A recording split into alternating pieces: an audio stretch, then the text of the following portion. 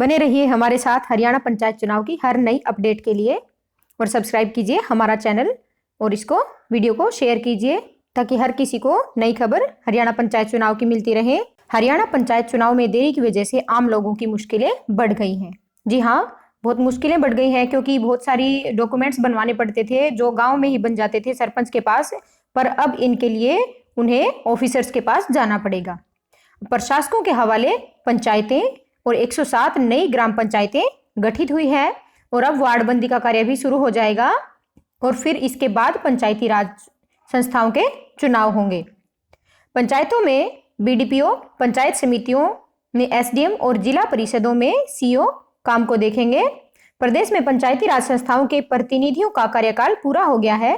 इसके चुनाव पिछली बार की तरह इस बार भी देरी से होने की संभावना है और ये चुनाव 24 फरवरी से पहले सब कुछ इसका कंप्लीट हो जाना चाहिए था। चुनाव का सब काम, रिजल्ट भी आ जाना चाहिए था और नई सरकार बन जानी चाहिए थी, पर ये नहीं बन पाई है और इस वजह से 24 फरवरी से ही पंचायत का जो सरपंचों का जो अधिकार था वो उनसे लेकर ऑफिसर्स को उनका अधिकार दे दिया गया है और इस संबंध में क्षेत्र के बीडीपीओ ने चार्ज ले लिया है 24 तारीख से।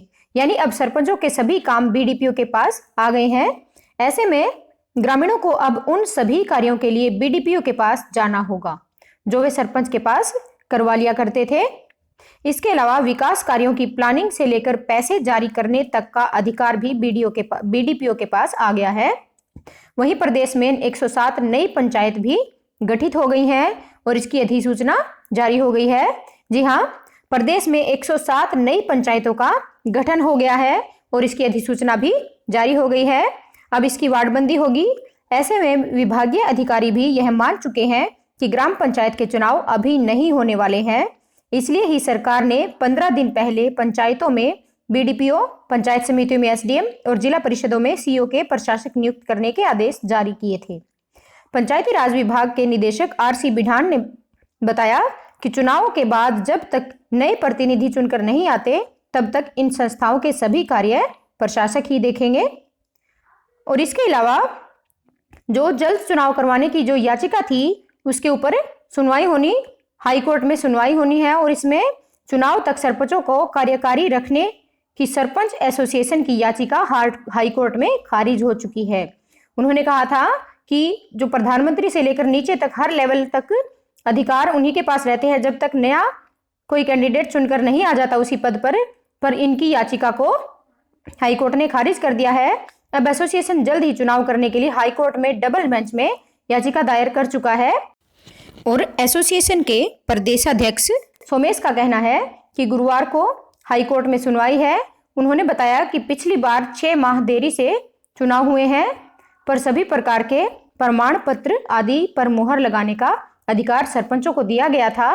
इस बार ऐसा नहीं है और इस बार सारे के सारे अधिकार सरपंचों से लेकर अधिकारियों को दे दिए गए हैं। और एक और नई खबर पंचायत चुनाव से जुड़ी हुई, देखिए एक नई खबर है, तस्दीक नंबरदार करेंगे और काम बीडीपीओ करेंगे। अब जो भी कार्य हैं वो कौन कौन करेंगे, देखिए जन्म, मृत्यु व रिहायशी प्रमाण पत्र कैसे बनेंगे, इसमें संबंधित ग्राम पंचायत के बीडीपीओ बनाएंगे।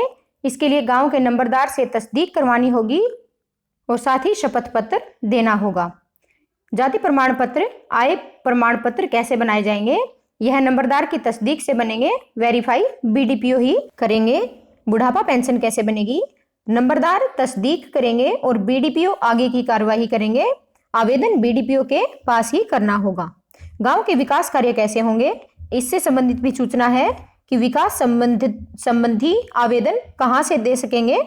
गांव की गली की मरम्मत से लेकर सभी विकास कार्यों की पावर बीडीपीओ के पास आ गई है, इसलिए उन्हें ही लिखित में एप्लीकेशन देनी होगी। जी हाँ, सबसे ज्यादा अधिकार जो है वो बीडीपीओ के पास आ गए हैं।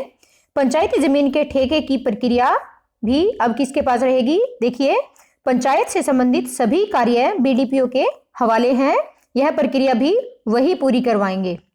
अब जो पंचायत से संबंधित जो भी कार्य है उसमें सब कार्य लगभग हर कार्य बीडीपीओ के पास आ गया है और वो नंबरदार और बीडीपीओ दोनों के पास ही जाना पड़ेगा आवेदन के लिए लोगों को और वही इनका कार्य करेंगे।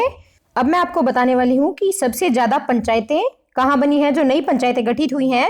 इनमें से सबसे ज्यादा पंचायतें 18 पंचायतें यमुनानगर में बढ़ी हैं और करनाल में 12, कुरुक्षेत्र में 11, नूह में 8, भिवानी, पंचकुला, रेवाड़ी में 7, रोहतक, सोनीपत, गुड़गांव और महेंद्रगढ़ में 4 पंचायतों का गठन हुआ है। फरीदाबाद, अंबाला, सिरसा, पानीपत, फतेहाबाद में 3, पलवल में 2 और चरखी दादरी, हिसार, कैथल, जींद में 1 नई ग्राम पंचायतें बनाई गई हैं। ये थी आज की नई अपडेट। और सरपंच चुनाव से जुड़ी हुई कोई भी नई अपडेट अगर आप चाहते हैं तो हमारे चैनल को सब्सक्राइब कीजिए, ताकि कोई भी नई सूचना जैसे ही आती है तभी हम आपको इन सूचनाओं से अवगत करवा देते हैं। और आप हमारी वीडियो को इतना लाइक करते हैं, शेयर करते हैं और सब्सक्राइब किया आपने चैनल, इसके लिए आपका बहुत बहुत धन्यवाद।